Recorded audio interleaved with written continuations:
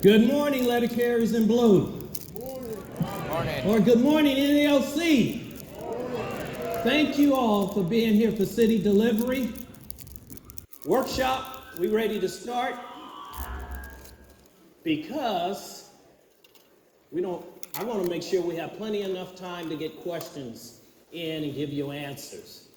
And before we get started, I thought somebody was going to be here for the code of conduct, but I don't see anybody. I'm going to have Stephen Stewart, all right, come up and do the code of conduct. Good morning, everyone. Good morning. Can you all hear me? Okay, great. I don't project well, so I'm going to try and get as close to the mic as possible. I definitely can't project like this. NALC is committed to providing an environment free from discrimination and harassment, regardless of an individual's race, ethnicity, religion, color, sex, age, national origin, sexual orientation, disability, gender identity, or expression. Goodness, this is a lot. All right. Ancestry, pregnancy, or any other characteristic prohibited by law. We ask you to embrace our values and equity and equality, and conduct yourself accordingly. This meeting has a designated individual as the first point of contact for anyone who feels they've experienced discriminatory, harassing, or otherwise unacceptable behavior. We urge you to contact them if you have any concerns. The designee, Ken Raker, available in the headquarters office 160 BC. All right. Now, that code of conduct will be in every class. I know you're going to get tired of it. We can't say if they're going to be reading it, but we did in City Delivery. So, we're going to have questions in between modules or lessons, and basically the MDD, what technology, the latest, and we're going to also have about the off-the-shelf vehicles and the CREA, with the Postal Service using the MDD to take the place of the DCD to do 3999s, etc., for route inspection. Technology is here. So next slide.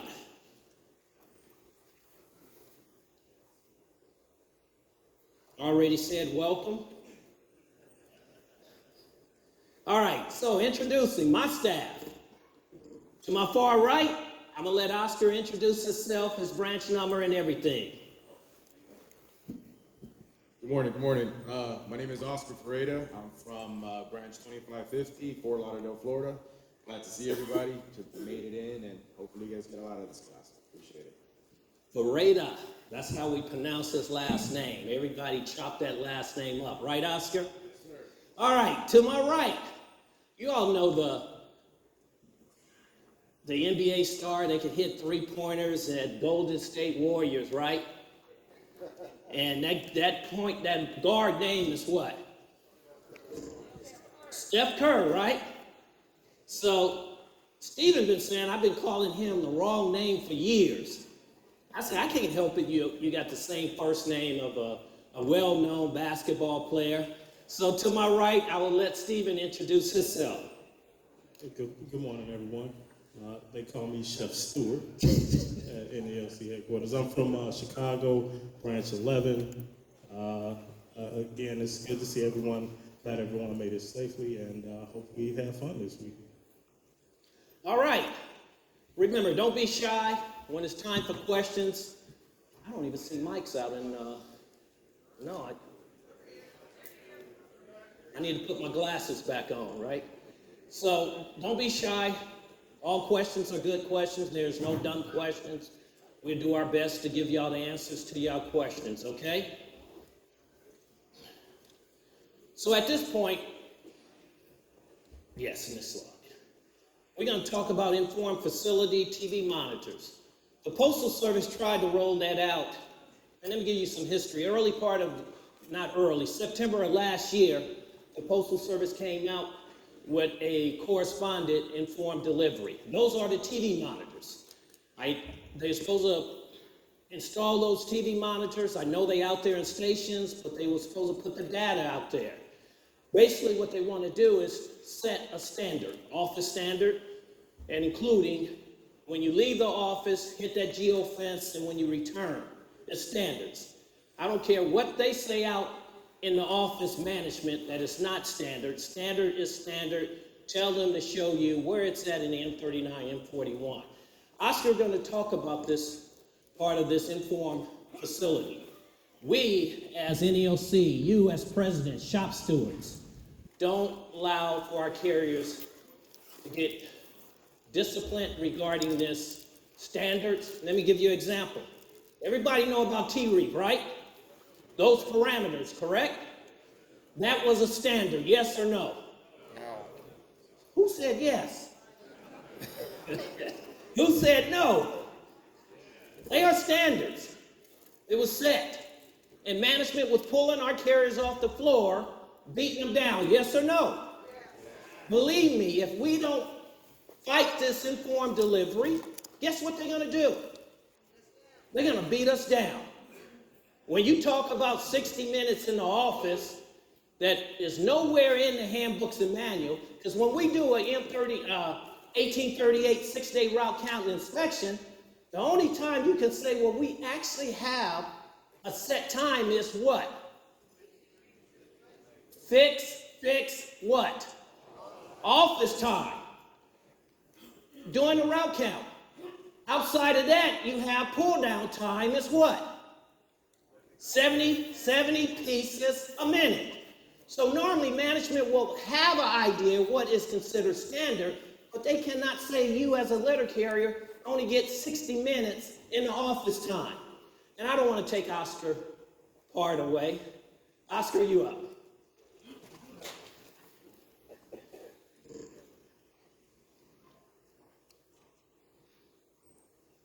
Okay, everybody hear me good here? All right. So yeah, like Chris mentioned, informed facility, or more commonly known to us carriers out on the workroom floor, right? Carrier performance data being posted on the workroom floor on TV monitors across the whole country. And Chris touched on it a little bit, started back in September. Yes, sir. How many by hands? Has management started to inform facility in your office? Okay, the reason why we had a agreement to put it on hold, but the Postal Service put us back on notice that they are going to roll this out. Continue, Oscar. Yeah, and on that note, back when this was released back in September, the Postal Service in Postal Service fashion didn't inform us at NALC headquarters that this was occurring. On the contrary, there's many of you that are probably in this room today that called us at headquarters and or your individual MBAs and let us know, hey, this is happening on the workroom floor. And for that, we're very appreciative because we were able to do what Chris mentioned. We got on the phone with the Postal Service, we got on meetings with them, and we were able to kind of put this thing on hold right before it kind of took off. So, like Chris mentioned, they're trying to establish a 60-minute in-office standard, a 30 minutes to load your vehicle before you leave your unit, and a 15 minutes back when you're back in the office before you clock out, or up to you clock out. Now, you guys will be seeing this slide at some point, I'm sure, in your offices. It's titled Begin Tour to Geo Depart.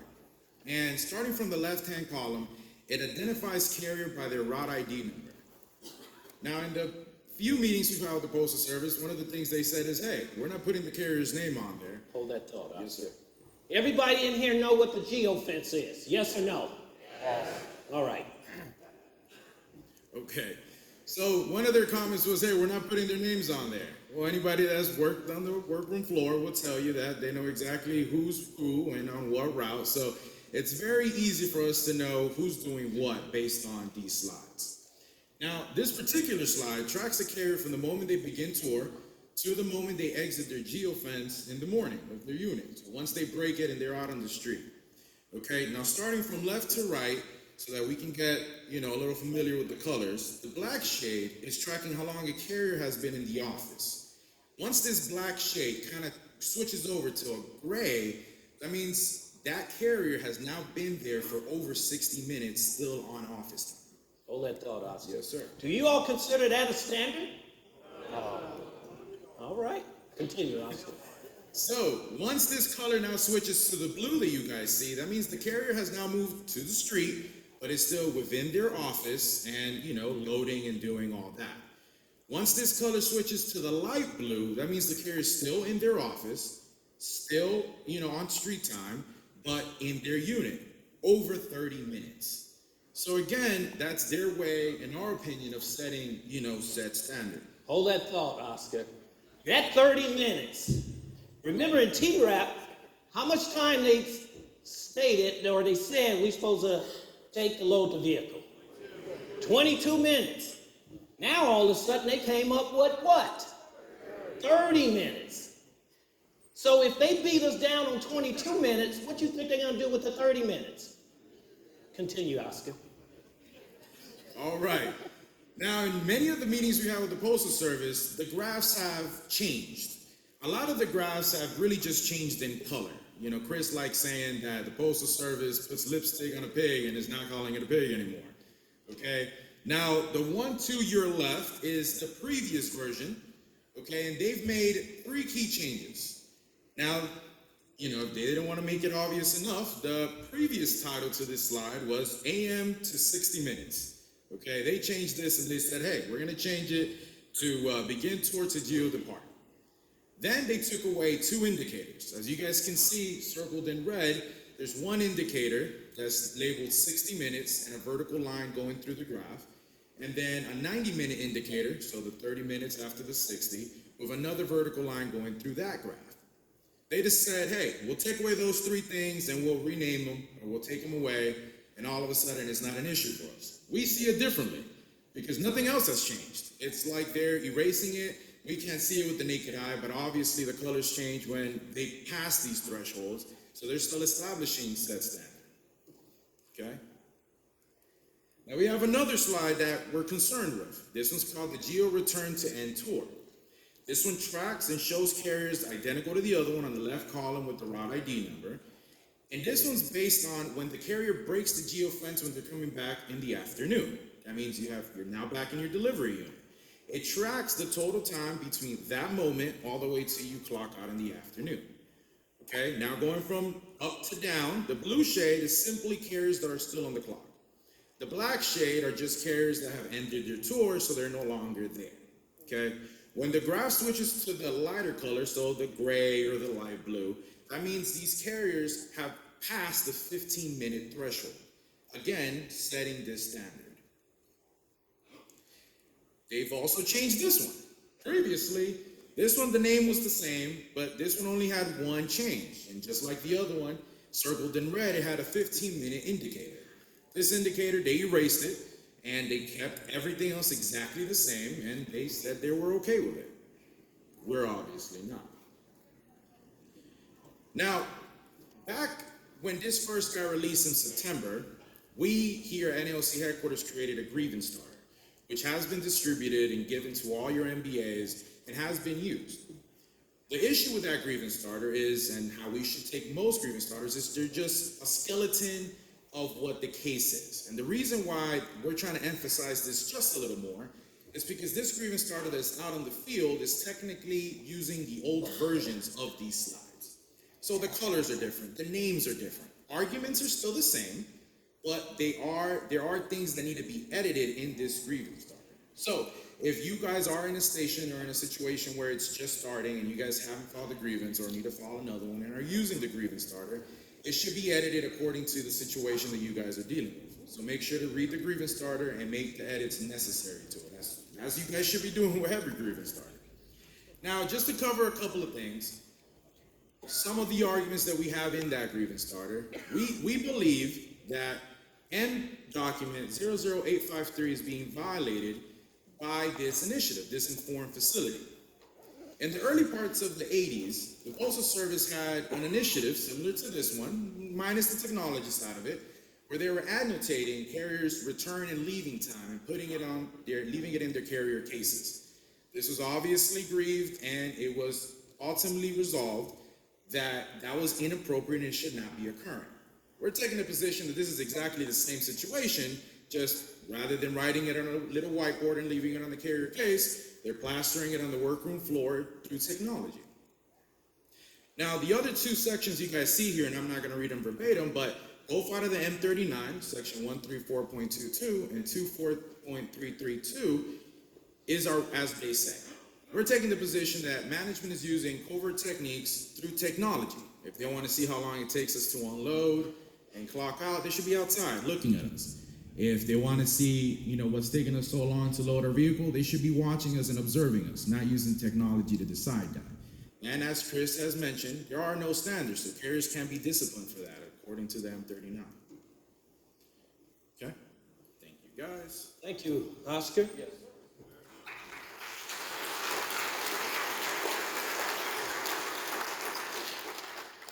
Before I go to the next slide, do we have any officers, resident officers, MPAs, or staff or regional out in the audience? No? What we got? Who is that? Oh, Mike Herron. Thank you. He got a question. Hey, Chris, are the slides going to be available for the delegates? Because I see people taking pictures. Yes, it's going to be on the member-only page, like last convention. So you'll be able to pull the slides. That won't be a problem. So if you're taking pictures, you don't have to. You can go on your member-only, and those PowerPoints for every class will be on that page, okay? But if you still want to take picture, feel free. All right, welcome to the USPS. The reason for this slide, and we're going to talk about it, it was some changes made earlier this year. And part of this, welcome to the USPS, and we're still going to always have ongoing conversation with the Postal Service.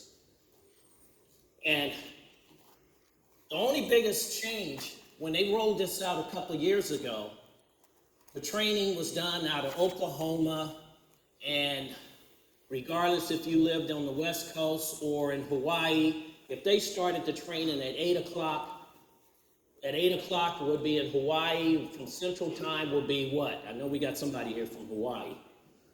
Could be a difference of 5 hours, etc., or just think Guam.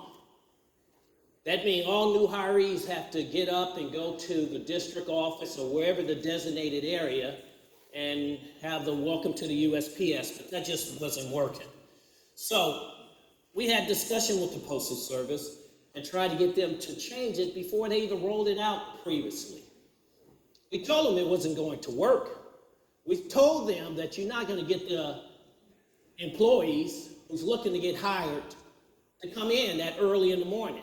It might work on Central Time, it might work on East Coast Time, but it wasn't going to work in Pacific area, which is now called, anybody from California, Guam, Hawaii? It's called what? All right, moving on. So the bottom line is this. They found out they was having problems getting the new employees to come in that early in the morning, 5 in the morning or 4 in the morning, as far as welcoming them to the USPS. So the Postal Service came back this year and said, hey, what we're gonna do is do a pre-recorded video and allow the district, their training, their time, welcome back to the USPS, to be a different time, because they wasn't able to bring in enough new hirees for us. We already have problems getting CCAs in because they're not making that much money, because you can go make more money where? McDonald's. That is true. So, on-site facilitators changed, union allotted 1 hour to address the respected craft. We should be taking advantage of that 1 hour.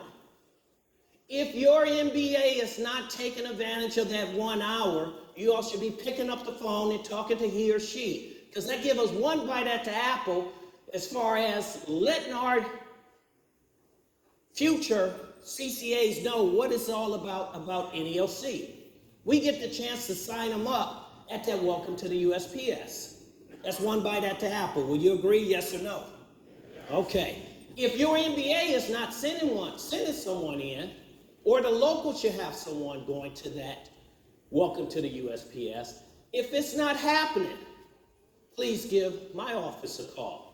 If Mike Cares want to just not send someone out there, it's not coming out of his budget. It's coming out of headquarters. We will put someone on our dime to be there to speak to the future carriers for that 1 hour. Is that true, Mike? Oh, Mike is quiet. Oh. Next slide. That's not true, Mike. All right. Part of the welcome to the USPS. One is training, the overview. They got different slides for the different category from CCAs, PTF, including the clerks, the rural carriers. Each craft have a different overview, what they're going to be trained about. Benefits, they go over the benefit package as far as what the CCA he or she will receive. It's different from the PTF since they're hiring now PTF in the Postal Service. And hopefully they will continue to hire more and more, because that's one of the biggest problems that hurted us years ago, back in 2013, when the parties agreed not to hire PTF and go with CCAs, where the national arbitrator did away with the TEs. Now the push is to get the PTF back onto the rolls and give them the benefit that they deserve in higher pay. Wouldn't you agree? So where we at today? Part of the benefits in a career path.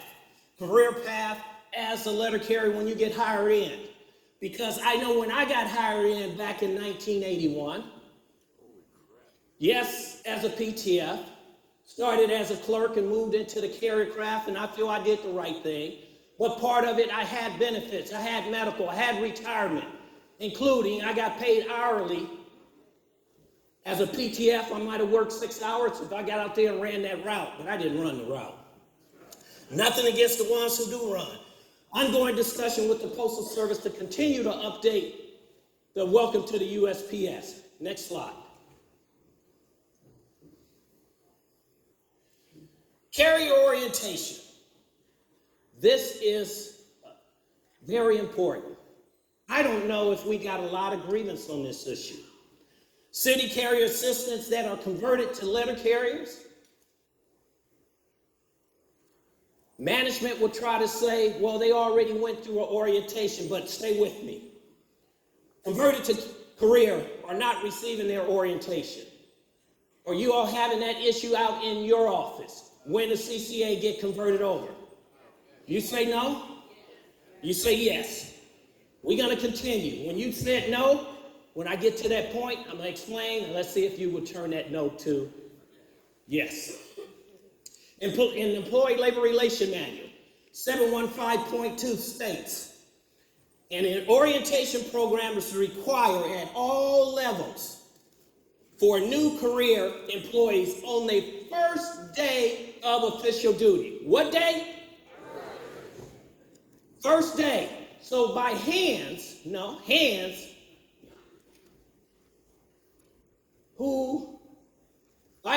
which installation out there is giving the carriers their orientation on that first day they make regular?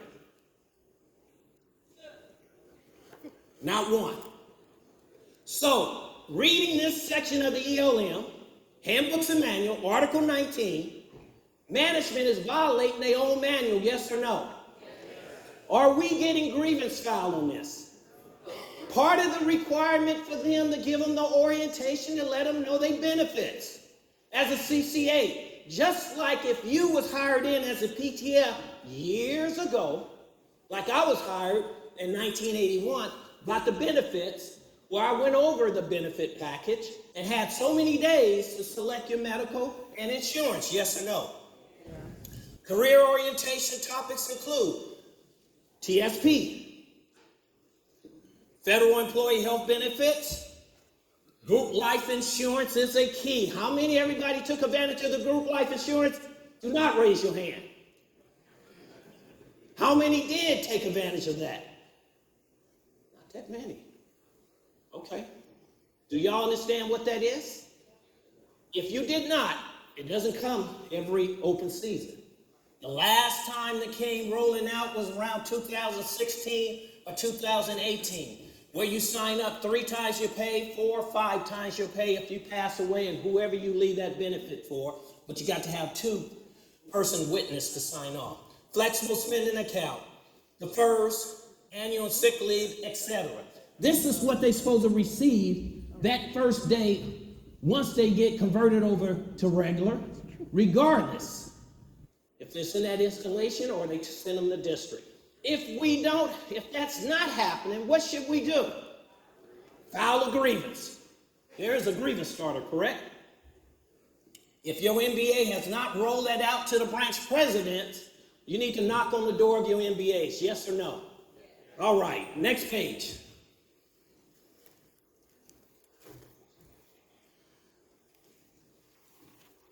All right, we're going to talk about the MDD. The update 795, and this will be Steph Curry. Stephen.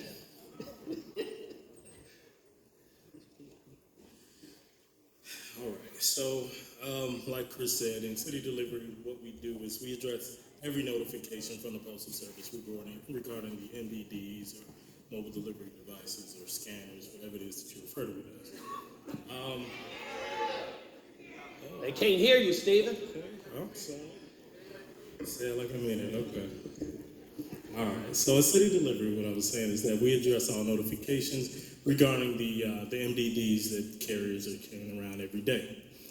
I'm just going to touch on a couple of the latest updates that came out this year. There haven't really been that many this year. In March, the Postal Service released update 7.95. And with that update, they enabled the edit book and COA update functions for use by carriers in the office. Are you all familiar with this update? Yes? No? Okay. Yeah, so it came out in March, so we would have thought that this would have kind of reached everybody by now. But I was actually on a route with the carrier a couple weeks ago, and she had not seen it, she had not heard of it, so we thought it was important to go ahead and bring that to everybody's attention here. So for those of you that are familiar, please be patient. For those of you that aren't, I'm going to try and make this fairly quick. So in addition to addressing these notifications, we meet every month with the postal engineers to kind of get an understanding of their thought process and what effort went into updating these scanners, and to kind of give them feedback from our perspective on what's needed and what may or may not be contractual. So with this update, and again, making the edit book functions and the COA functions available to carriers, we want that done in office, right? These are office duties, and you get credit for this, right? Your route gets credit for it in the office. Processing a COA gets you about 2 minutes on 1838. It's a line item. So the intention. Hold that thought, Stephen.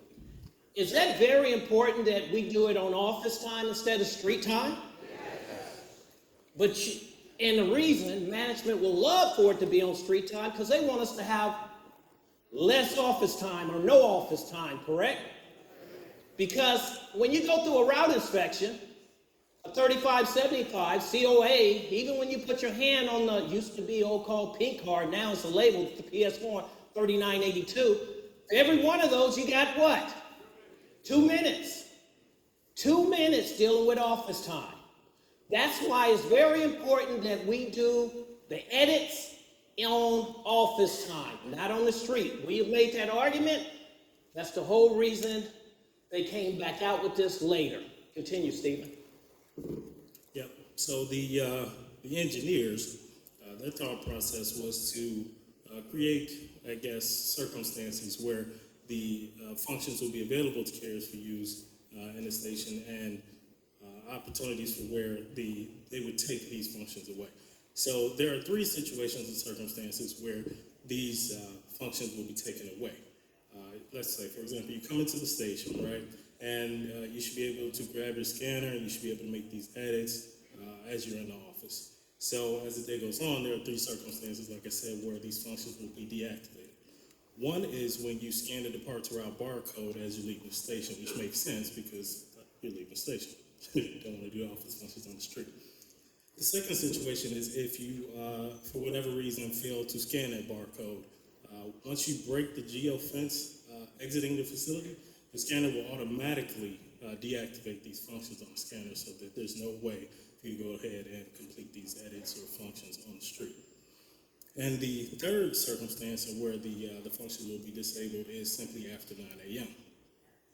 Now, the 9 a.m. thing is a little tricky because not every unit starts at the same time, and you may be in one of those situations where you're still in the office after 9 a.m. and you want to use the scanner to make these edits. So the engineers decided to implement 4 circumstances where where the functions would be reactivated or enabled again. And the first one I'll go over is related to that 9 a.m. shuttle. So if you are in that situation where you're in the station at 9 a.m., the engineers programmed the scanners so that once you go ahead and take the scanner back to the office cradle, it will reactivate these functions for you to go ahead and be able to use the MDD to complete these duties in the office up until the point where you scan your departure route barcode again or until you break the geofence leaving the station. The other 3 situations and circumstances where these functions will be reactivated are primarily at the end of the day. And one of those 3 instances is when you return to the route or return to the station and scan that return to delivery unit barcode. The second is when you are coming back to the station and you break that geofence, returning into the facility. Now you may wonder why you would need to scan the return to unit barcode if the scanner is going to automatically return these functions to you anyway. We posed that questions to the engineers, and they explained that GPS capabilities on the MDD do not always recognize when a scanner is breaking the geofence. So in that instance, the carrier will go ahead and scan that return to office barcode, and they would be able to again use these functions. And the final circumstance where the functions will be enabled is after 6 p.m. Now, after 6 p.m., these functions are available regardless of where your location is. So in that instance, you actually could still be on the street and making these edits. We strongly encourage, as Chris said, to make sure that you're completing these functions in the office where your route gets credit for. That felt like a lot, but this next update, the most recent one, didn't have as much of an impact on our letter carrier, so this one should go a little faster. So at first, this one just recently came out, and the engineers gave timekeeping capability to now postal supervisors and management who are still using time clocks or badge readers to input their time. Now they can complete these functions on the scanner just like most carriers do across the country. The next update on this release is called the quick login. And this is helpful in those instances where your scanner may crash on you. I don't know how often this happens, but typically when a scanner crashes on you, every hour. And typically when that happens, you have to go through manually inputting everything, and it's a little time consuming. So with this new update, they kind of tried to expedite this process. So instead of having to manually input your name, your user type, your user role, your route type, your route number, you would simply scan your badge, and the scanner would ask you, do you want to proceed with the previous login session? And at that point, the scanner would present all of your information that you had already previously entered, and you would just confirm it, and that way it should expedite it and you'd be logged back in. The final update, I know Chris is getting a little antsy. I didn't say anything. I ramble, I'm sorry, well. So the final one is the Smart Locker Package Intercept, and this is related to smart lockers being installed in retail offices around the country. What this does is it lets carriers know that maybe you got a package that you should not have gotten, and it was intended for delivery at the smart locker in your retail office. You scan that barcode, scanner will simply just let you know, hey, look, this goes to the smart locker, turn this over to your supervisor. Now, hold that thought, Stephen. Everybody know what the smart lockers is all about? No. Okay. Stephen? Okay, well, Short and simple. short and simple. You know I can't do short and simple. All right. So as I said, these smart lockers are being installed in retail offices across the country, and this is an opportunity for customers to either schedule a package for delivery there in case they don't feel safe at their own home accepting packages there, or customers can schedule redelivery for a package that they weren't home. They got that 3849. They can scan that barcode and identify or make the postal service aware that they don't want the package delivered there. They'll come to the post office and pick it up. In some instances, these lobbies are open 24 hours, so customers may feel more comfortable just going in there, using the code that they'll receive online after scanning the QR code. They'll get it through email, or I think at some point they're going to add texting to it, and the postal service will send them a code, and they can just walk in there, type it in, and grab their package. So, All right, you got a question? Yeah. Can you guys hear me? sure. Okay, good morning. Cliff Sadler, Coordinator, Florida Branch 1753. If you go back a couple slides, you don't need to go back, but at first when you were talking about the COA updates, Yep.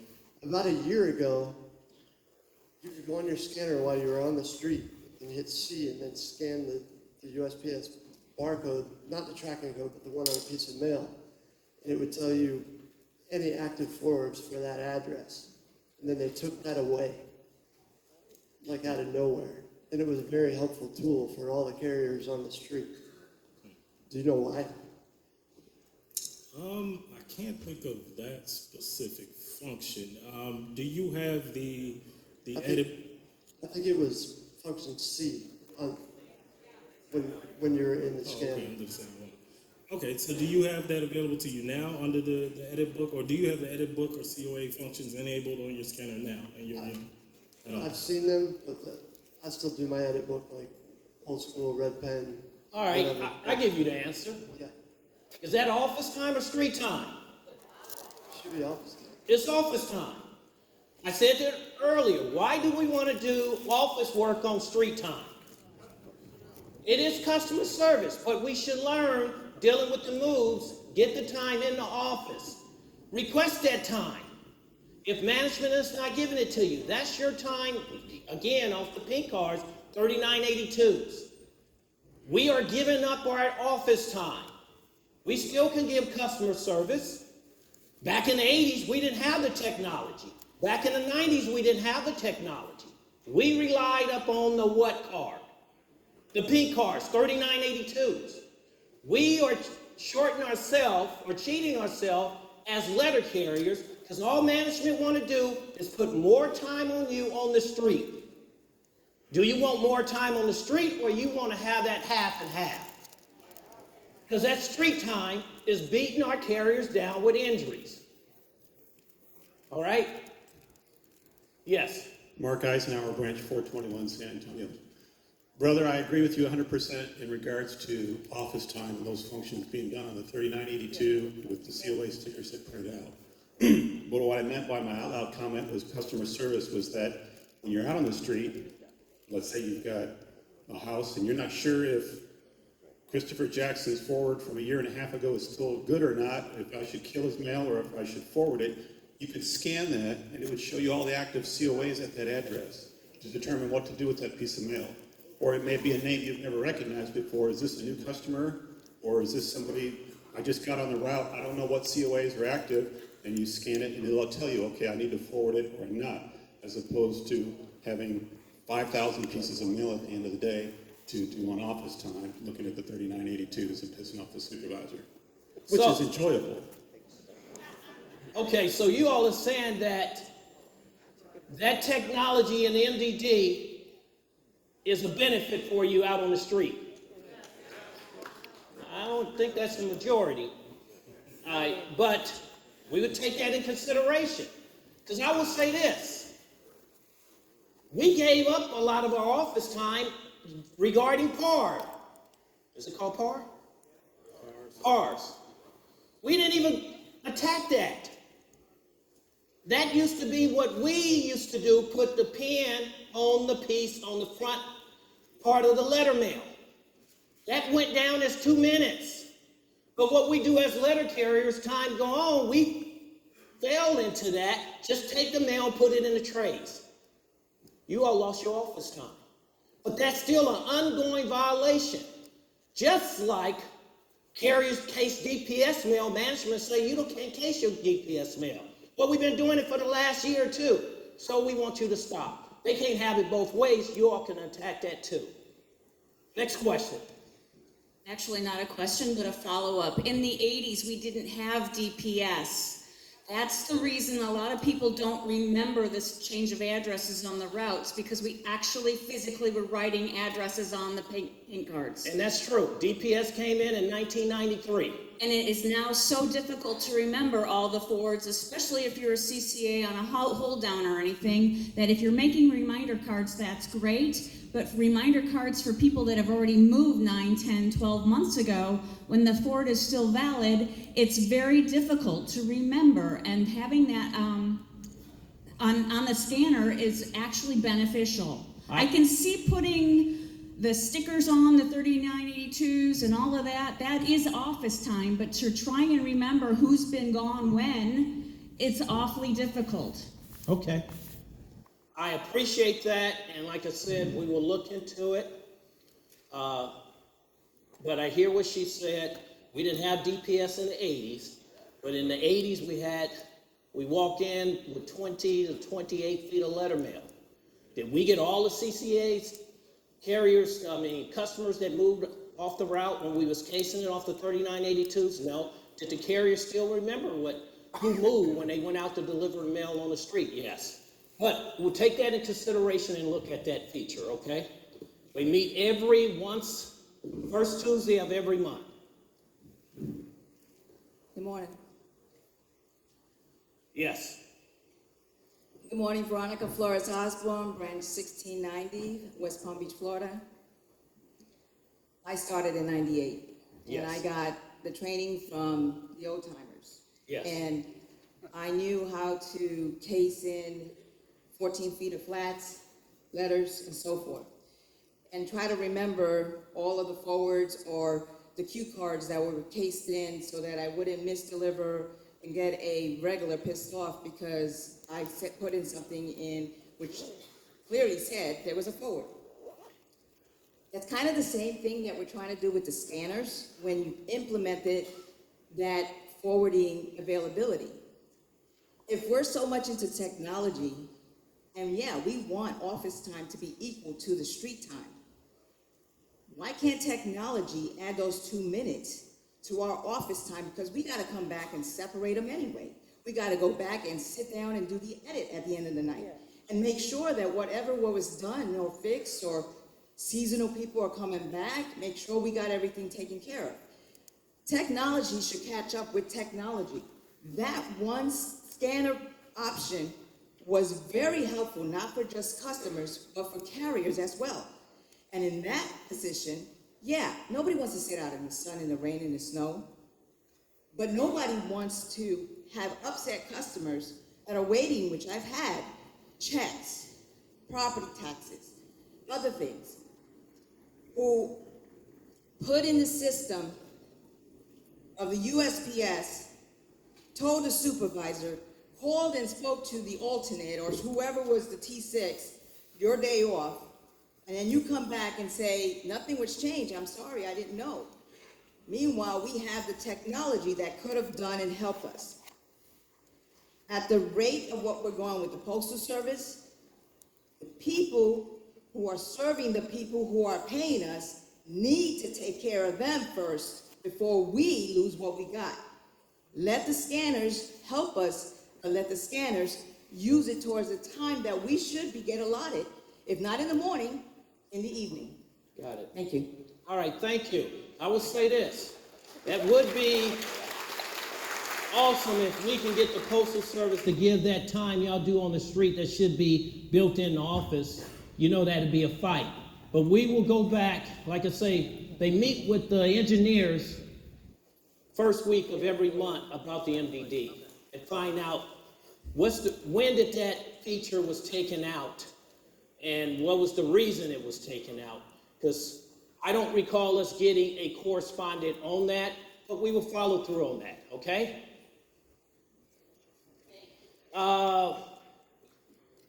By all these questions, we're not gonna get through this PowerPoint. Yes. Chuck Harris, branch 1433. I'll keep it short. When it comes to customer service, update your edit books and update your route if you want to know who's forwarded, who's not. It's route maintenance. That is true.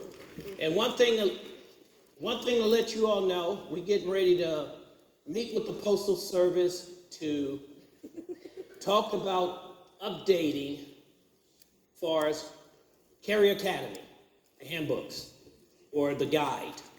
So that is coming real soon. And I'm going to send out an email to all MBAs, ask for one person from each region, talk with the facilitators, find out what they're doing, what's need to be taken out, deleted, and what they feel need to be added. That's coming real soon. All right, yes, question. Darren Moore, branch 129, Baton Rouge, Louisiana.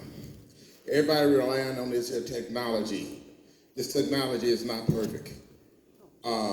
I've had a customer complaint because his mail was not being forwarded, and the technology is there. It's because everybody's not getting those changes in the scanners telling you these people don't move. If you're not checking your pink card, why are you going to check the scanner? I'm not relying on somebody's technology to tell me to do my job at the post office. I know my customers. If my customers have a problem, I'll tell them call me because management may not give me the message. And the problem may not get resolved. And then I get paid by the hour, not by the technology they're going to give me to cut my time. So I'm going to take whatever time it takes to take care of the customers that pays my salary. Thank you.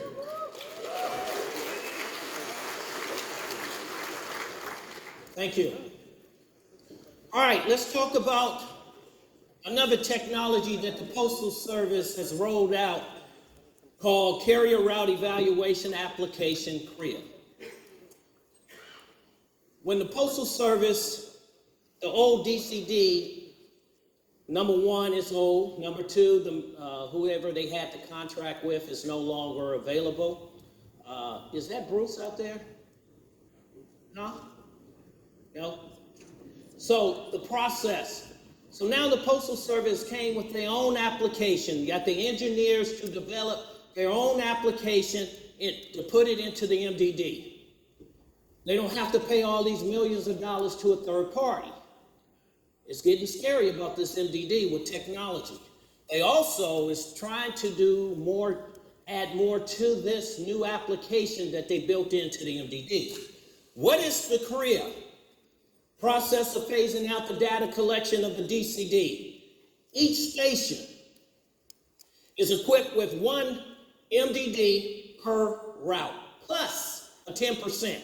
When the Postal Service say they don't have enough MDD to go around, they are not telling you all because they not being truthful. Every station have a 10% additional MDD somewhere in that station sitting around. They have extras MDD. MDD is used by the examiners to create the PS form 3999. They used to do it in the old DCD. They still got to do the PS form 3999 hard copy, and they're going to do it electronically. But let me make sure, crystal clear, this new application will not be a form of adjusting your route like core, not at all. But one thing we need to know, Postal Service will continue to use the old DCD. The reason why? Because they got managers out there that's not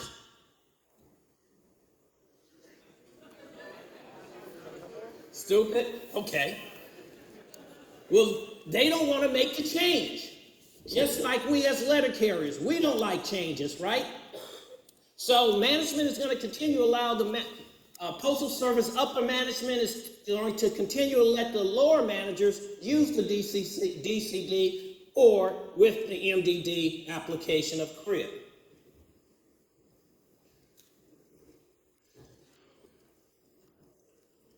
How does it work? Multiple routes can be done with the MDD. but not the same route. They can do multiple routes within the same day, but not the same route with this new application. Able to continue for 2 days. So, like, I'm a letter carrier. I only could do so many hours in a day on my route. And you all know how it used to be when we had a 6-day route count inspection per chapter 2 of the M39, where you count your mail daily, yes or no? Line 23, counting the mail on your knees.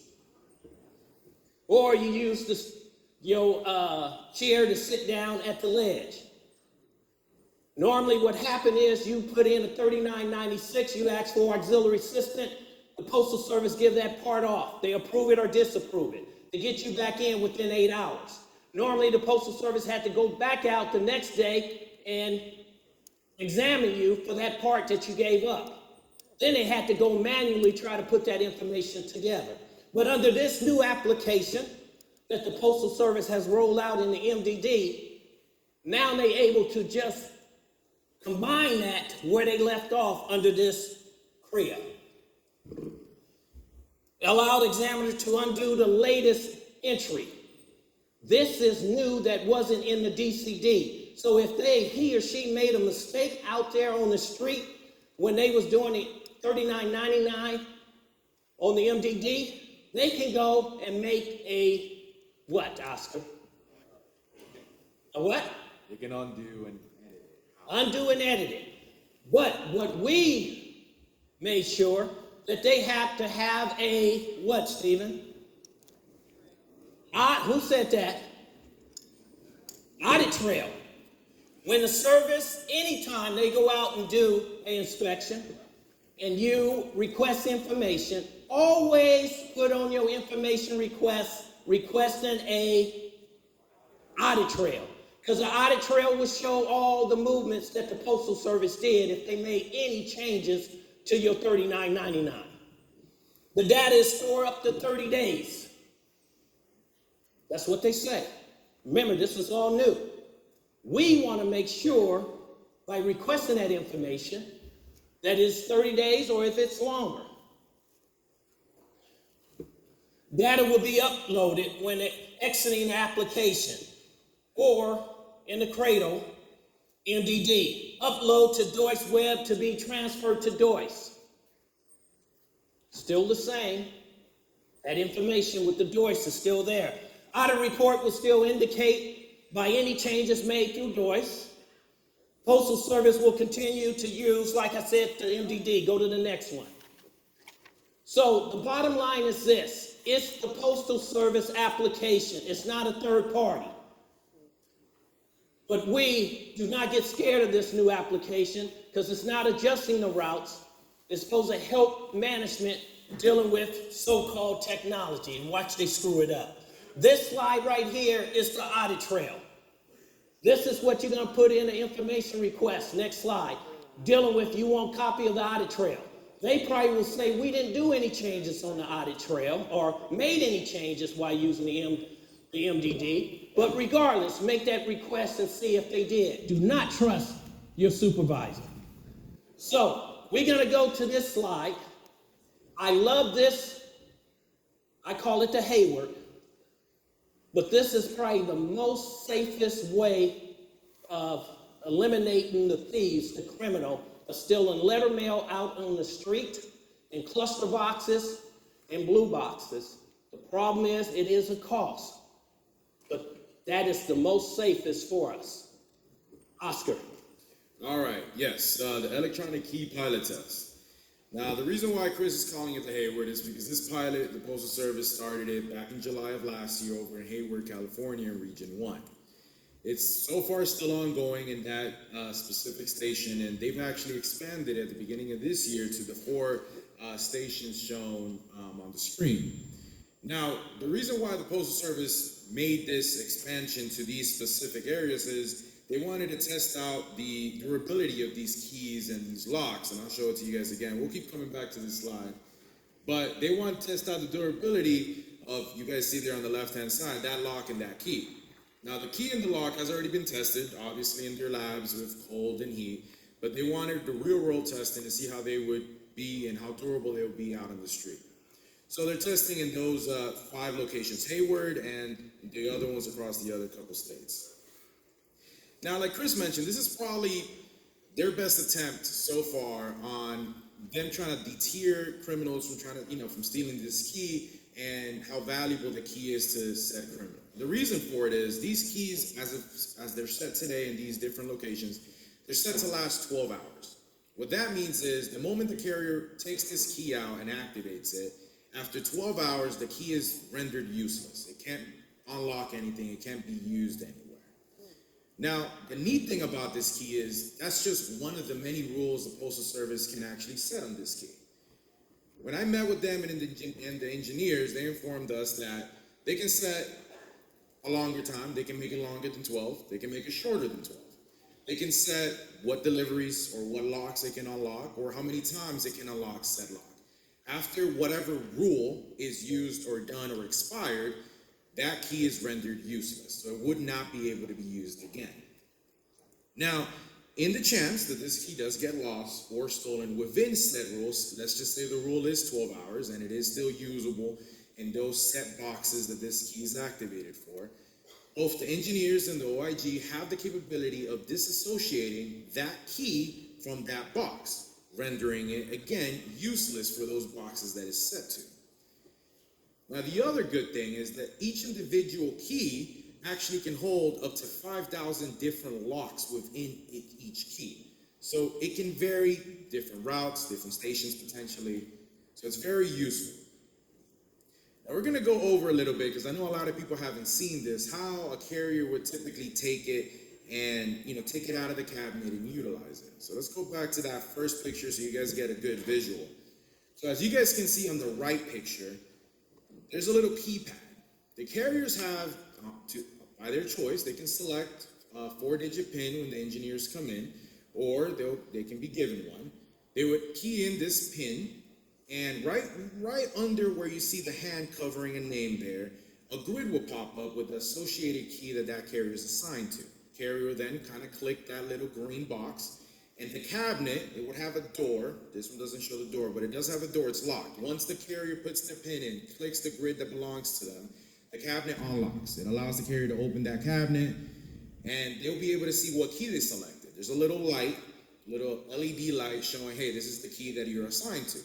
Carrier will grab that key, turn the key 180 degrees counterclockwise. They then pull this key out. This key at this point is still not activated. The carrier has to put this in.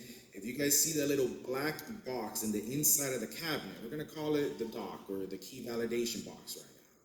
You key in that key and you'll wait for a little green check. Once you get that check, that means your key is now activated. You're done. You can keep going and go out on the street and do what you need to do. Returning the key is essentially the same process, just backwards. You key in your PIN, you select where it belongs, the cabinet door unlocks, you know where your key goes, but you would first now key it into the key validation box, the dock. That's when all the information that you stored for the day, all the boxes you open, gets put in and uploaded into the system. You wait for the same check, you insert the key back to where it belongs, and you now turn it 180 degrees clockwise, and you're done. So that's the current process we have with the electronic key pilot. Now, one thing about this key, electronic key, it's assigned to that route. Wherever boxes is on that route, cannot be used for another route. If that key get lost, stolen, or stolen by criminals, management can go out there and deactivate those boxes. That's why I think this is the best technology out there regarding this, to protect our mail in cluster boxes or even collection box. But it is a cost, because that is a third party that is made these electronic key. So we're going to go to the next one.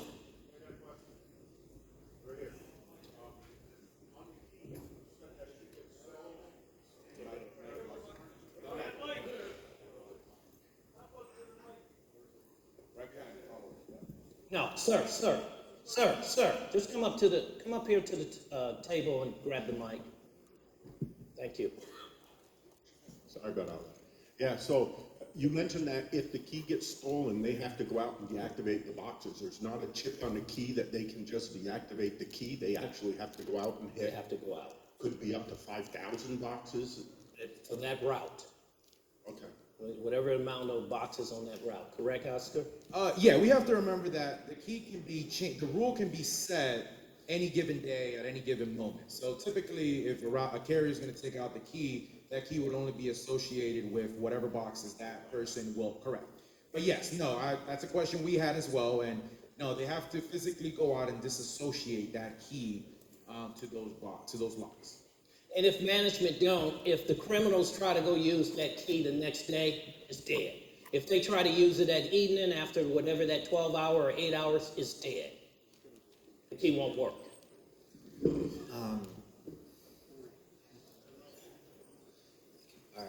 Seamoline, NALC Branch 79, Seattle. Is there any battery component in these keys? Is there any portion of this key that could go back through water damage? Okay, now currently, no, there hasn't been any issues with durability of the key, at least in their testing in the labs. The charge in the battery is supposed to last about 5 years. So there is no way of charging it, if that's one of the questions. It has a battery, and in all the testing they've done in the last year and a couple months, they have not had any issues with the battery. The only issue they actually had was somebody vandalized the box and the lock, but the lock was actually okay. Nothing happened to the lock. But in regards to the key or the lock, everything's been good with the battery. Hi, I'm Patty Lacerdo from Branch 134, Syracuse, New York. We cover multiple routes, so do we have to keep, a lot of us cover multiple routes, so how are we going to have the same key for the same route? Well, there's different, currently they have one key assigned to one carrier.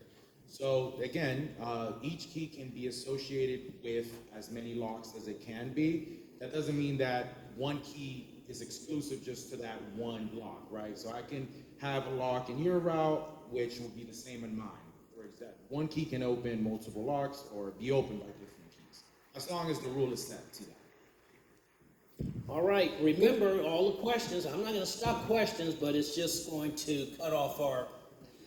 Good morning, Branch 11, Chicago, James Williams. I just have a question with this, because we have a lot of mail theft in the Chicago area.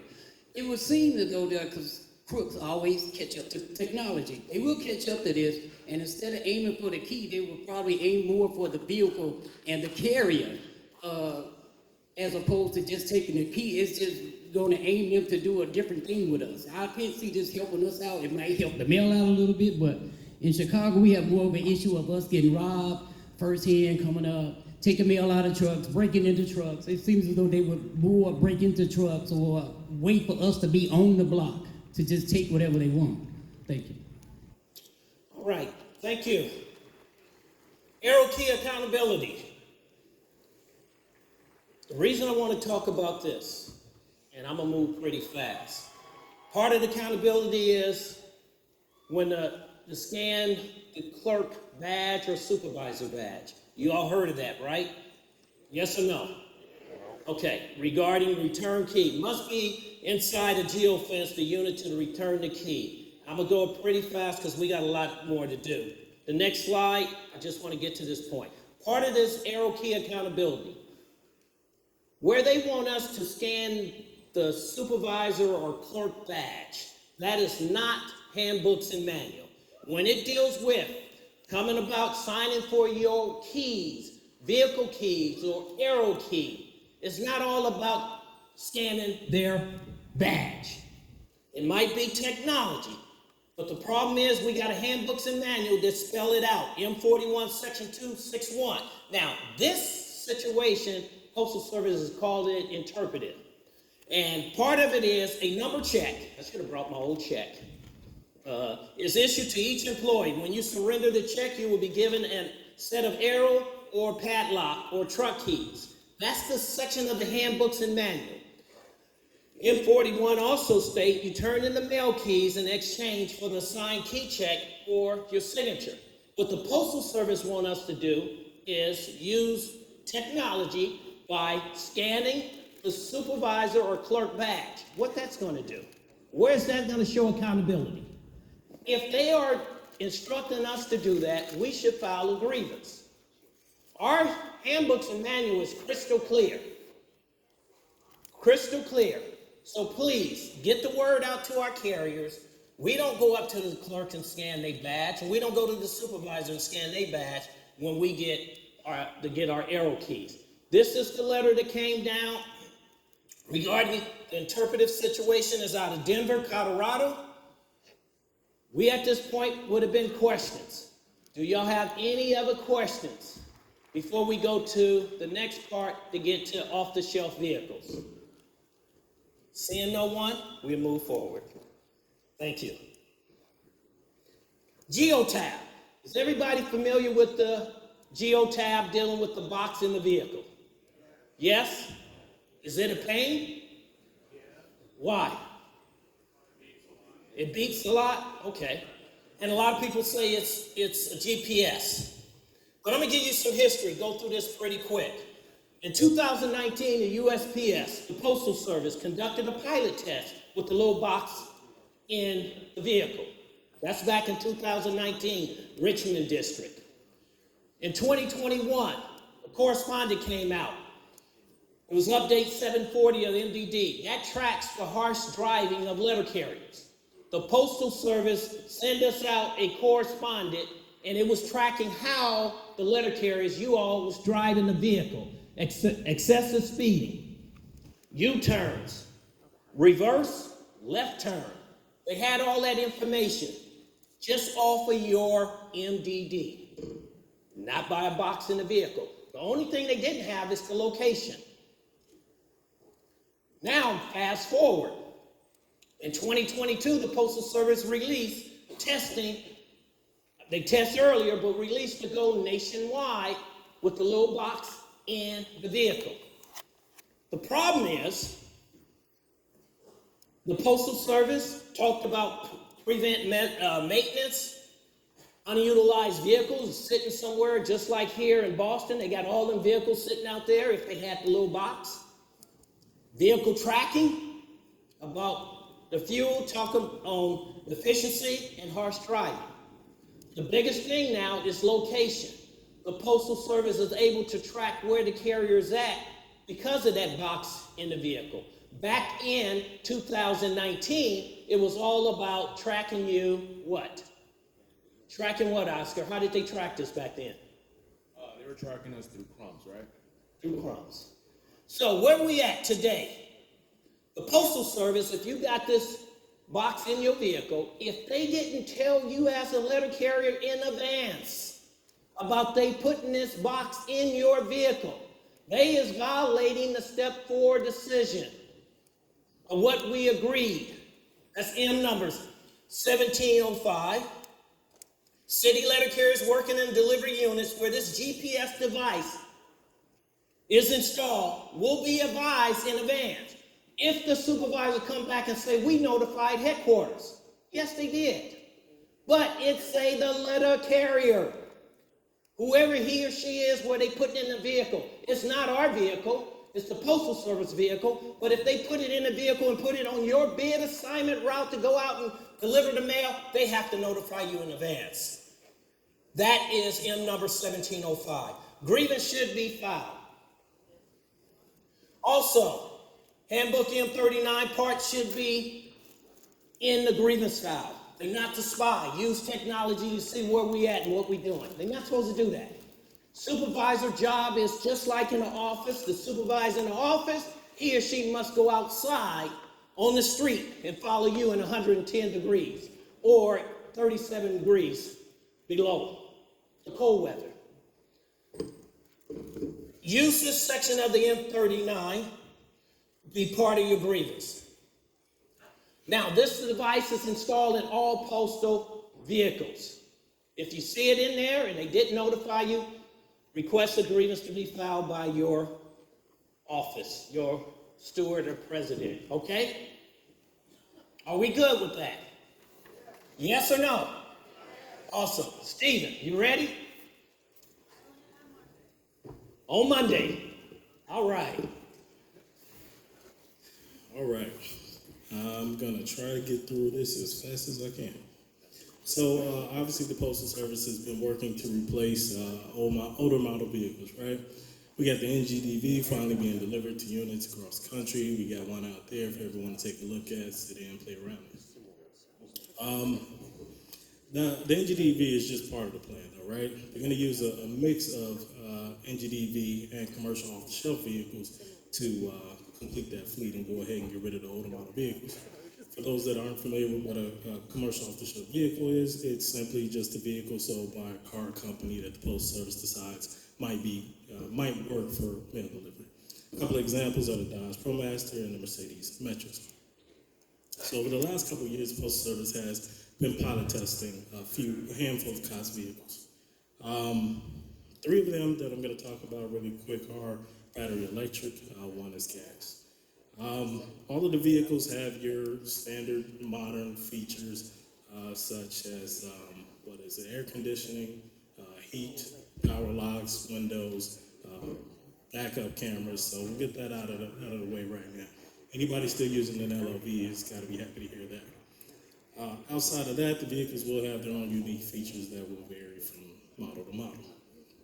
To start, the 4D Transit, the Postal Service began piloting this back just after our 2022 convention in a post office in Vienna, Virginia. The 4D Transit is actually a very similar to the ProMaster. If you look at it, it might even look like a ProMaster. It's similar in every way, pretty much the layout, the design, the size of it. It's a left-hand drive vehicle, which is best used for parking loop and dismount delivery, right? So at the conclusion of the Postal Service's testing of this vehicle, they went on ahead and made a commitment to purchase 9,250 of them to use as part of the fleet. Some of you may have seen them in your unit. I know I've seen quite a few in the South Atlanta SNDC. The biggest difference between E-Transit and the ProMaster is that it's a battery electric vehicle. It gets 112 miles per charge. It's got 2 charging ports for level 2 and level 3 in the front grille. And this vehicle, just like every other electric vehicle that we're going to talk about really quick, has a regenerative braking system. And I'm not an engineer, so I'm just going to try and put this the simplest way that I can for those that may not be familiar with regenerative braking. But it is essentially when the vehicle uses energy created from this braking system to charge the vehicle's battery throughout the day. So it would extend the life of that vehicle. Although 110 miles per charge should be sufficient for any delivery route. The Ford Transit is operated by both a key fob and a traditional key ignition or ignition key. The key fob obviously unlocks the vehicle so the carriers can go in and out, and the ignition key turns it on, turns it off. In addition to its modern features, it has a gear shift dial instead of a stick. It's got proximity alerts on each side mirror, a cabin monitor which shows a rear view and a map of the delivery area, and houses the controls for many of the modern features. The cabin also has a MDD docking station, a retractable jump seat with a outer bolster arm for safety in case someone's riding along, and an interior bulkhead sliding door just like a ProMaster. Because the Postal Service decided to purchase the medium roof model version of this vehicle, the cargo unit has a pretty low ceiling. The standing height is only 5 foot 11 inches, so for those taller carriers, this will not be comfortable. It only has an aisle width of 2.5 feet as well, so that may not accommodate all carriers either. The design, again, the layout of the cargo unit is very similar to the ProMaster in that it has a one curbside cargo door. There it is.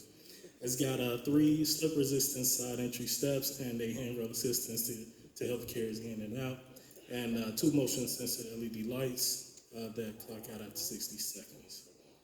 The shelving has got 2 levels, 6 foldable shelves to accommodate larger packages, and 2 hinge doors in the rear that open outward enough so that the vehicle can be pulled evenly with a loading dock if needed.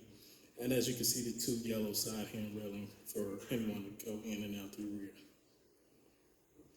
The next vehicle is the Rivian Delivery 500.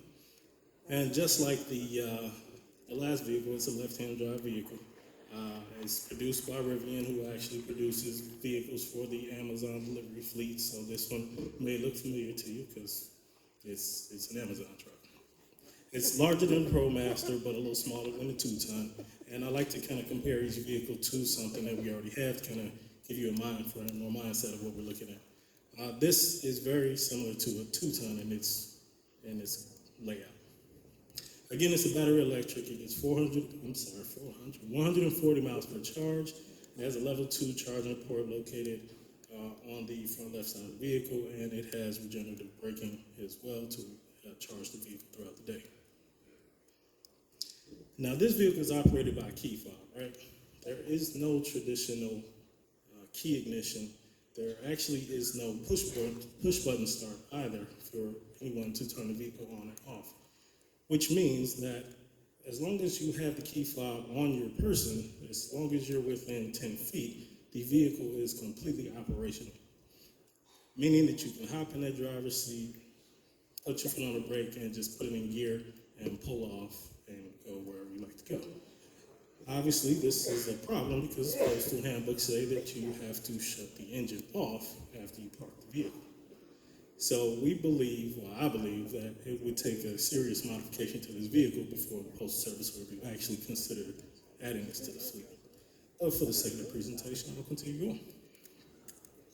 So in addition to its modern features, it has a SOS button to alert authorities, and this SOS button is located where a push button start typically is, just below the steering wheel on the right-hand side. It has sensor-operated windshield wipers, which turn on as soon as water starts to hit the windshield, and an automatic sliding bulkhead door, which opens as soon as you park the vehicle and closes as soon as you put the vehicle in drive or reverse for safety reasons. Let's see. It has two cabin monitors, one just above the steering wheel, which shows a view of the delivery map, the battery charge, and radio station, etc.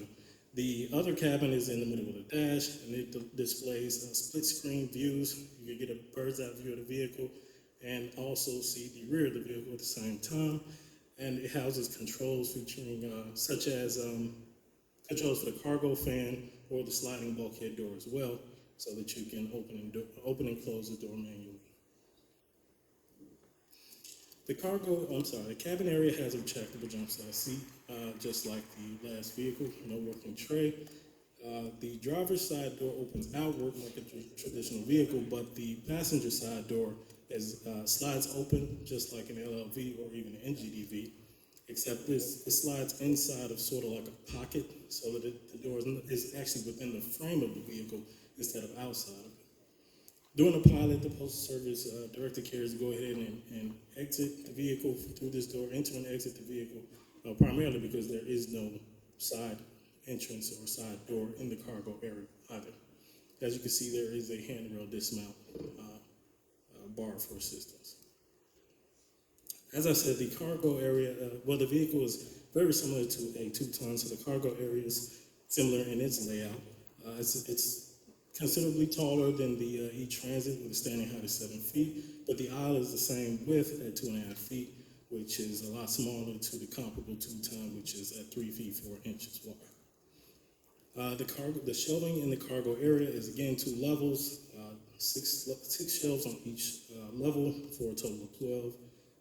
If you can see in the rear, there are 2 sets of foldable shelves for carriers to use to load oversized packages or whatever it is they may need to load that does not fit on these shelves. This picture on the left is a closer photo of the foldable shelves, and the picture on the right is another view of the cargo area with the light on, facing the cabin. This is just the rear shot of the vehicle here with the roll-up door. And again, this vehicle was piloted as well at the Vienna, Virginia Post Office. The next 2 vehicles are actually right-hand vehicles and will better accommodate the curbside delivery. I'm sorry? Skip it? As you can see, it's a lot like an LLV, maybe like an armored LLV. It's a big tank. This is actually in use by the Canada Post Office. They use about 1,000 of them as a part of their fleet. Again, it's right-hand drive. This one is an internal combustion engine, so it relies on regular unleaded gasoline. It does have a push-button start and a key fob to operate, but to unlock it and everything. The cabin has a built-in jump seat just like the others, but this jump seat is a little different because it has a working tray attached to the back so that you can fold it down and you can load your mail or unload it from that area as you're riding along. It has a cabin monitor which shows a roadside view. Which shows a rear view if once the vehicle's in reverse. It shows a roadside view of the vehicle as soon as you hit the left turn signal to help with switching lanes or turning to the left. In addition to its standard model features, it has a heated seat, heated side mirrors, and a heated steering wheel. The cargo area is completely separate from the cabin, so there is no sliding bulkhead door to enter. You'd have to exit the cabin and walk around to get your mail from the cargo area. The cargo area is separated into two sections. The first section closest to the driver's side, to the cabin, is split into 6 different shelves. These shelves tilt downward from the roadside of the vehicle so the carriers can load trays into these shelves, and they would tilt downward safely load trays on the roadside and safely unload trays from the curbside while they're out on the street, if that makes sense. These shelves hold up to 4 trays in each shelf. They're lined with rollers, or at least 5 of the 6 are lined with rollers to help feed the mail as the carriers continue to take it out during the day. If you notice in that bottom right-hand shelf, there's a door on that shelf there that can be pulled down and used as a working tray for the carrier on the street. Let's see. The left shelf on the bottom actually is not tilted. It's just an open space that can be used for smaller packages. The second section of the rear is behind the black netting on the left, and it can be accessed from either side of the cargo of the vehicle, and you can use that area to load larger packages. But it's easier to access that through the rear, and I'll take through the rear, and I'll show you a photo in that second, and shortly. So on the left, this is a better picture of the shelves with the rollers along the bottom, and the right picture shows the working tray, again, closer so that you can see the trays inside it as well. The rear of the vehicle here has a roll-up door, and what carriers can do is you can lift up this tray, and it will extend outward up to about 3 feet so the carriers can load and unload it throughout the day. The final vehicle is the Canoe Lifestyle Delivery Vehicle. You all like that one, huh? Yeah. I don't really have a vehicle to compare this one to, so I'm just kind of going to wing this one. It is a part of the Walmart fleet. They committed to buying 4,500 of them just last year for their delivery fleet. It's a right-hand drive vehicle. I don't know if you can tell by the picture, but the side mirrors are raised, and that was specifically requested by the Postal Service so that they can be used for curbside delivery again and not hit mailboxes as carriers are driving up.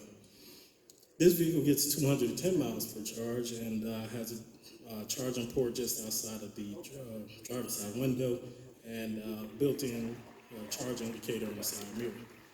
This vehicle does not have a key fob or a traditional key. It's operated by a key card. To unlock the doors, to unlock and lock the doors, you would have to swipe the key card across the top of either side of the cabin doors. And to start the vehicle, you would swipe the card along the white strip just below the left-hand side of the steering wheel. Now, for you to start the vehicle, you actually have to have the door closed and the seatbelt fastened as well, or else the vehicle will not turn on. Now, this is even weirder, right? So this vehicle uses a steer-by-wire technology, which, again, I'm not an engineer, so I'm going to try and explain this one as simply as I can. There is no mechanical connection between the steering wheel and the driving wheels of the car. There is no steering column either. Yeah, I test drove this thing. It's interesting. So it's all connected by wire, and the vehicle's computer controls the steering based on the driver's input. and how the driver is steering the rectangular steering wheel. We're going to look at that in a second as well.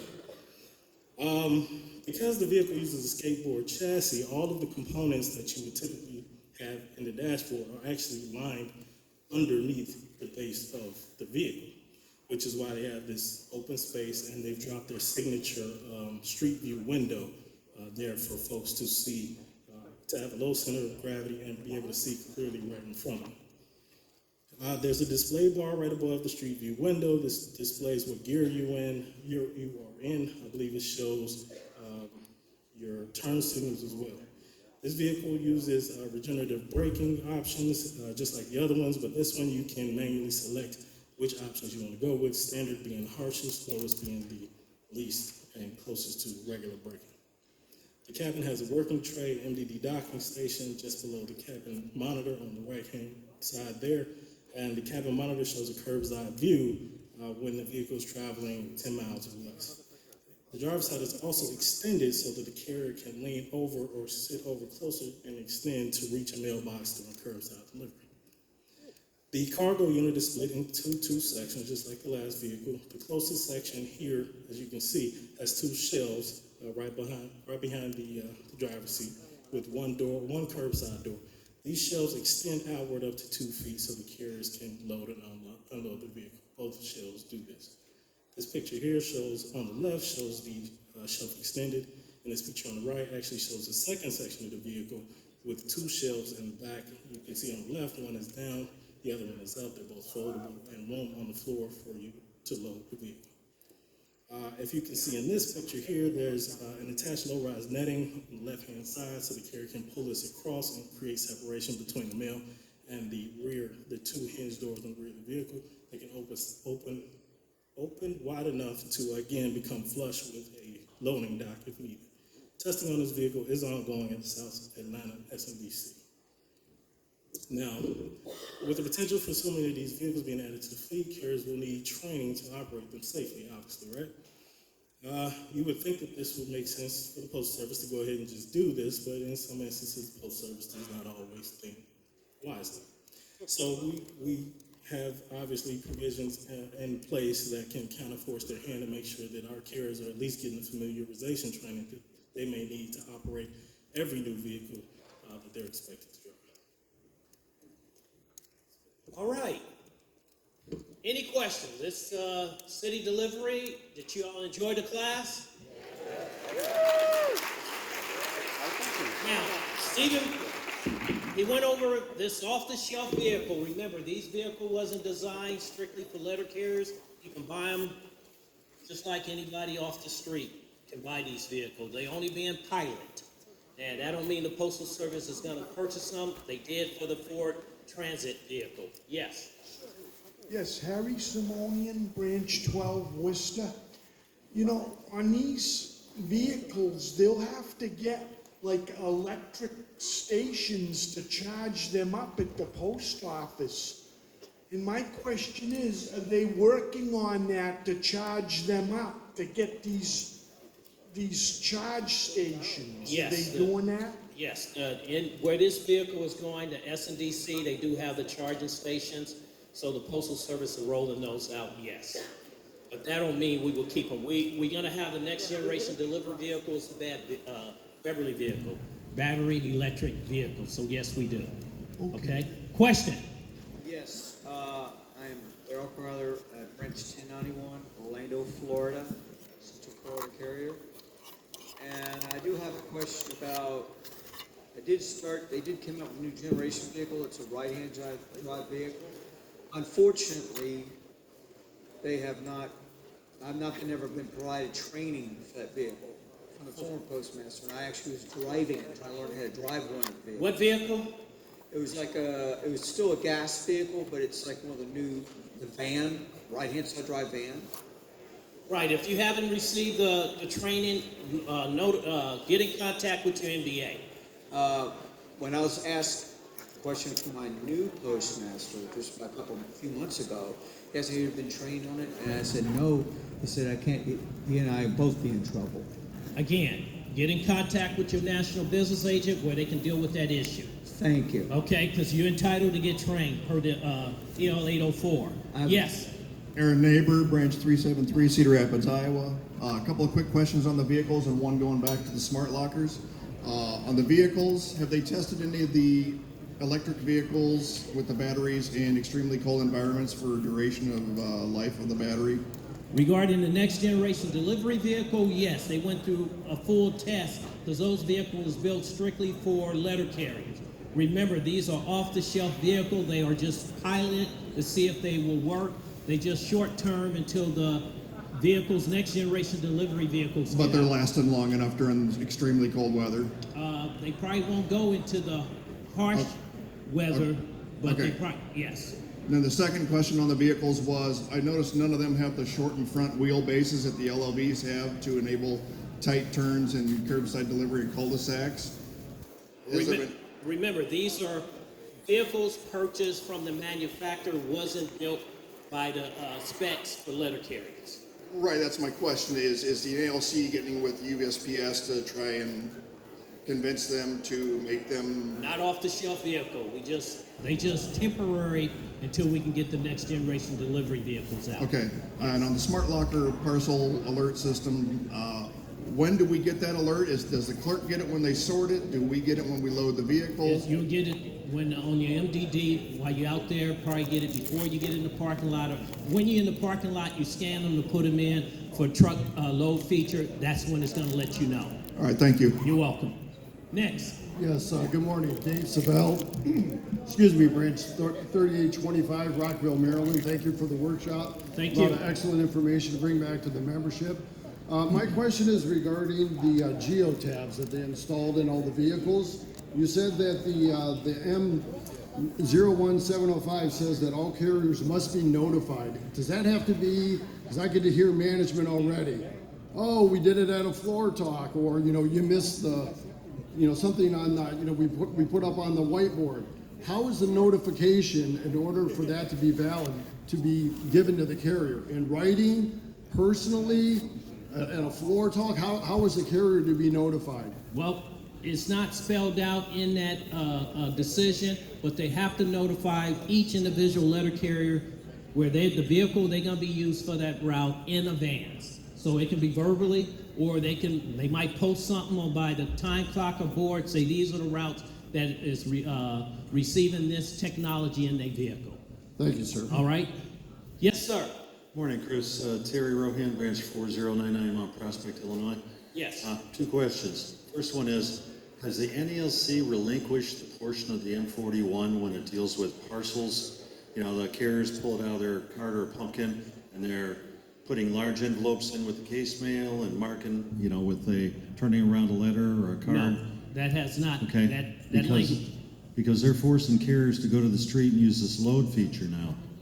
No, we have, as the letter carriers, that language is still part of the M41. You have the right to reverse a letter for any small chunk, spurs, flats, etc. It cannot go into the flat case. Bottom line is it's less than 2 pounds, you have a right to reverse a letter. Okay, and or mark a large parcel. A large parcel is over 2 pounds, you don't get to reverse the letter. Okay. Okay. Second question, in regard to the electric vehicles. Yes. Has NALC ever had any input in regard to solar collectors on the roofs?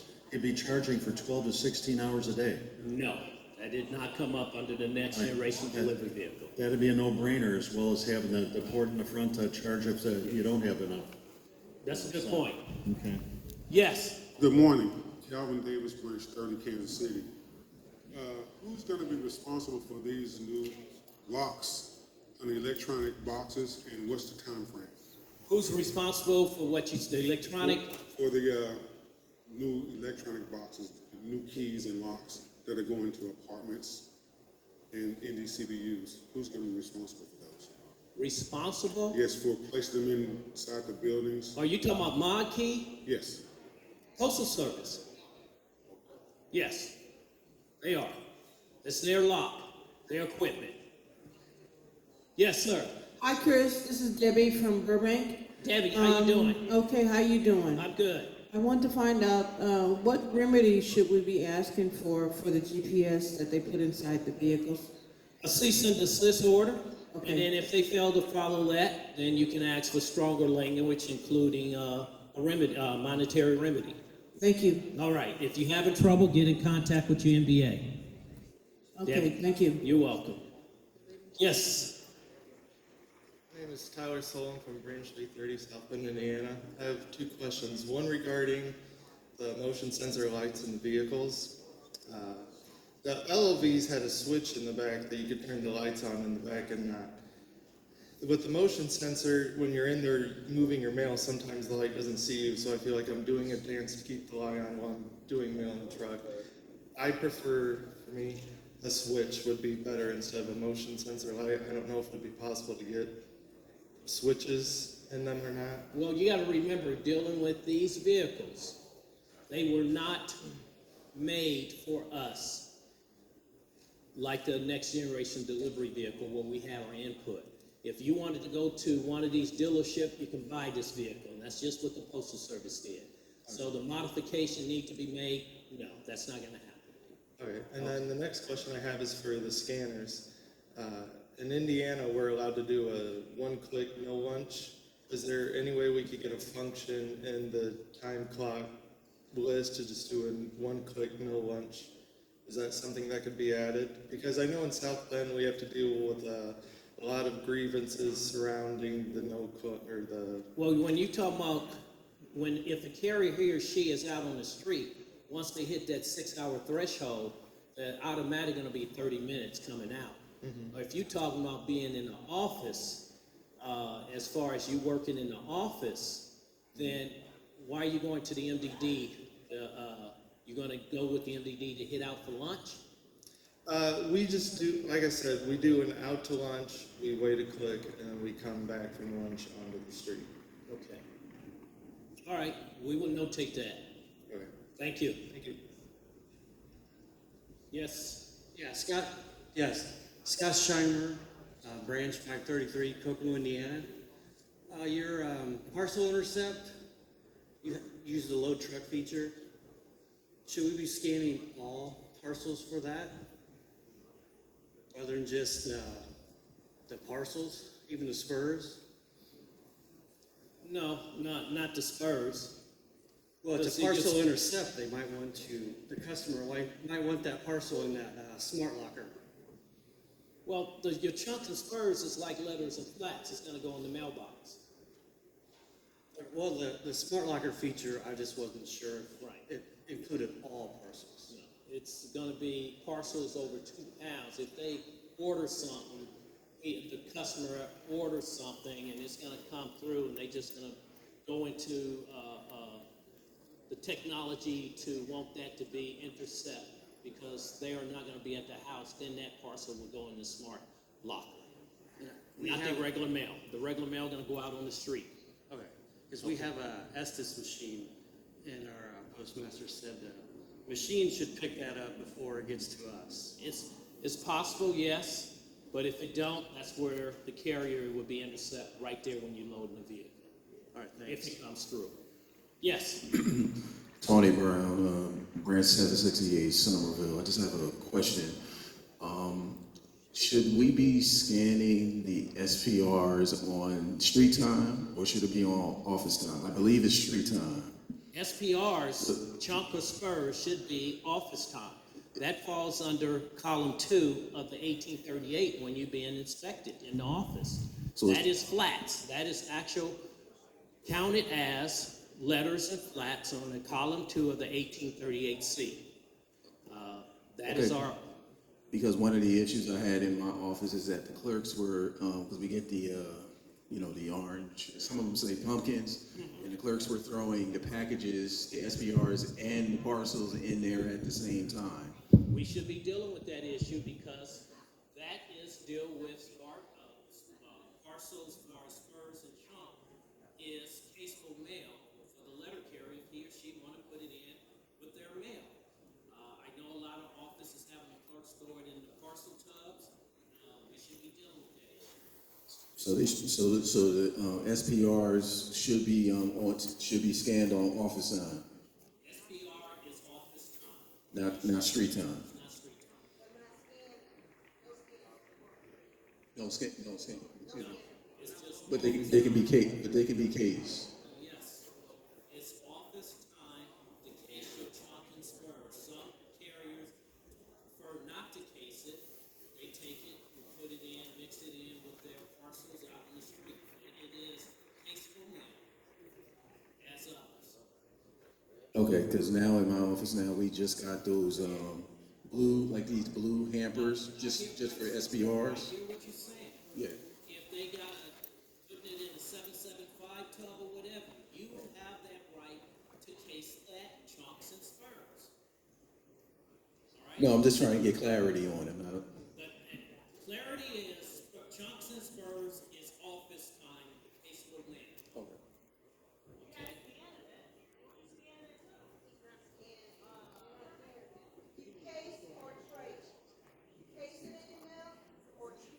Okay? Okay, thank you. That's where I was getting tripped up because of between the scanning and the casing. Thank you.